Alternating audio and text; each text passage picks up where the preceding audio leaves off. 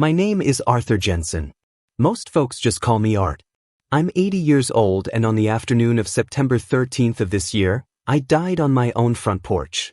I guess you could say my life was pretty ordinary.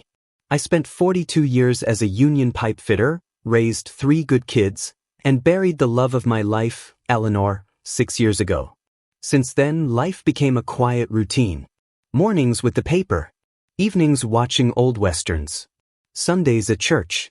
Nothing dramatic, nothing grand, just enough to keep the loneliness at bay. I wouldn't say I lost my faith, but I stopped expecting anything from it. I said grace before dinner, closed my eyes when the pastor prayed, even read psalms now and then. But faith had become background noise, a kind of polite silence between me and God. I never doubted he was real. I just didn't think he had anything left to say to me. That afternoon, I wasn't thinking about death. I was thinking about my wife, how she used to hum when she worked in the garden. I missed that sound. It was like something wholly wrapped in ordinary skin. Then the pain hit, like thunder without warning. Sharp, sudden, and final. It's strange how fast the body goes from alive to nothing. 1 second you're thinking about lunch. The next, your mind is slipping through a door you didn't know was there. And in that moment, I realized something. I wasn't afraid of dying. I was afraid of not having mattered. Of having lived 80 years and leaving behind nothing but a pair of worn-out boots and a few old tools in the shed. They say your life flashes before your eyes. That's not how it was for me. What flashed was something quieter, an ache. Not for what I did wrong, but for what I left undone. For the apologies I never made. The love I didn't say out loud. The people I let drift away. And beneath all of that, a deeper question stirred. Was I ever truly known? Did God, the same one I used to sing about as a boy in Sunday school, still remember me? That's when it began. The pull. Gentle but firm. Like something beyond this world had decided my time wasn't over, not quite yet. But first it would show me the truth. There was no tunnel. No grand staircase. Just a shift. One moment I was slumped in the silence of death, the next I was aware. Not with my senses, but with something deeper. Like the soul had its own way of seeing. I was no longer tethered to my body. But I wasn't lost either. I was being carried, not by wings, not by light, by peace.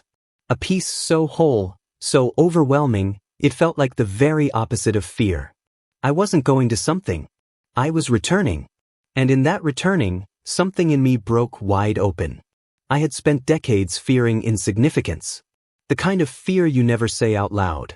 I buried it beneath work, beneath routines, beneath being the strong one for others. But here, in this strange between place, all that noise was gone. What remained was raw honesty. I saw flashes, not of my greatest achievements, but of quiet, easily forgotten moments. Holding Eleanor's hand when she got the cancer diagnosis. Reading to my grandson even when I was tired. That one afternoon I helped a neighbor fix his fence without being asked. And then I saw what I had never seen before, how those moments mattered. Each act, no matter how small, had sent something out into the world. Like ripples. Some had come back as joy. Others as healing. Some had gone on to touch lives I never met. I felt the weight of that truth, not as guilt, but as revelation. We don't need to be famous to be faithful. We don't need a platform to be powerful. The kingdom of heaven isn't built by headlines. It's built by love in secret. Then a voice, not from outside me, but from deep within, spoke a sentence I will never forget. You were never unseen. Tears fell.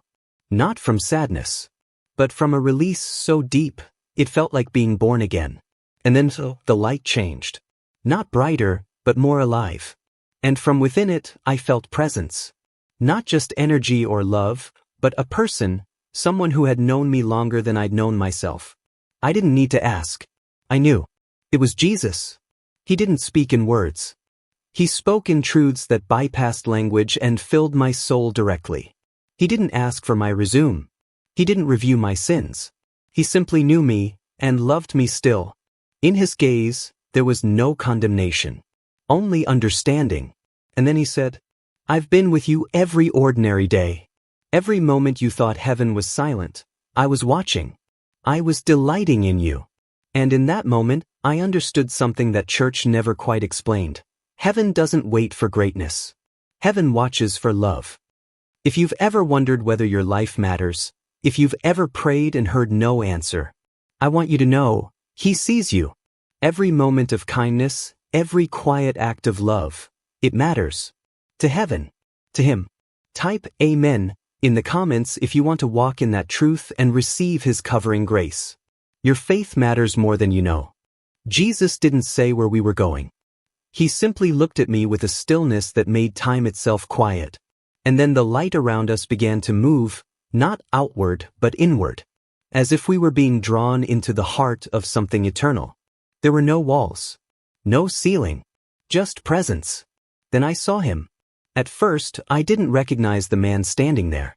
He wasn't glowing, wasn't dressed in royal robes. Just human.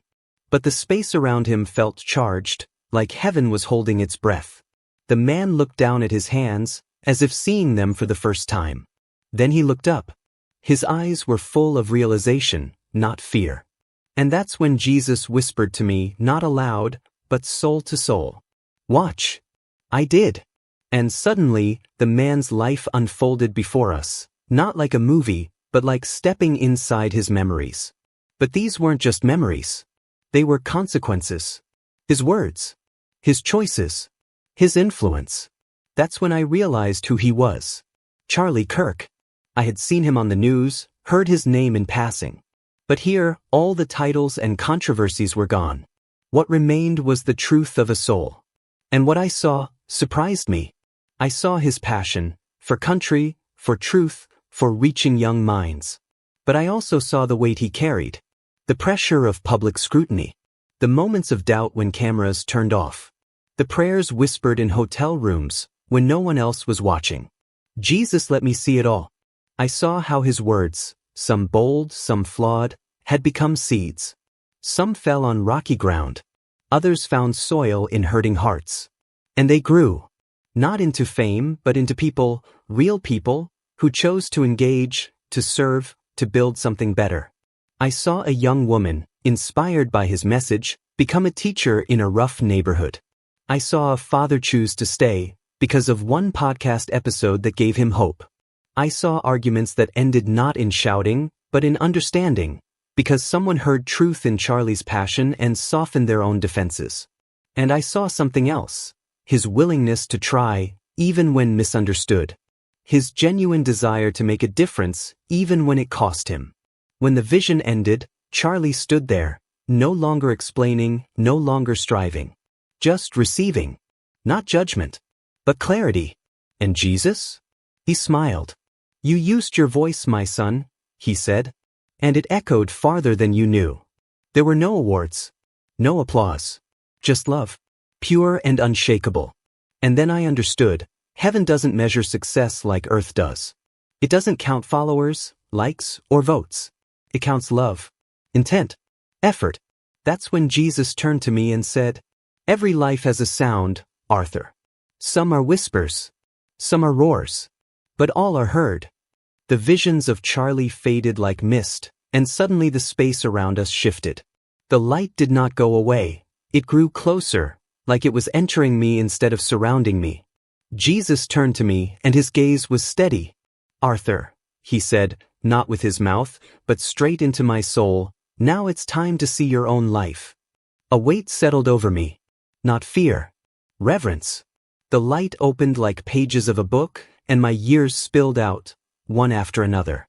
Not the headlines of my life, but the moments between. I saw myself as a boy, saying my first prayer before bed. I saw Eleanor's face when I proposed to her, my hands trembling. I saw every night I fell asleep too tired to pray, but still whispered, thank you, into the dark. And I saw the quiet acts I had never counted. Fixing a neighbor's leaky faucet. Leaving a bigger tip for a waitress who looked exhausted. Listening to a friend rant without interrupting. In this place, nothing was hidden. Even my secret doubts, my nights of wondering whether faith was just my imagination, appeared like small shadows. But as soon as they surfaced, they were met by something stronger, mercy. I braced myself for judgment. It never came. Instead, I felt an understanding so complete it left me breathless. Jesus showed me not only what I had done, but why, even the motives I didn't fully grasp myself. He showed me how every small act of love, even when imperfect, had gone out like light and multiplied.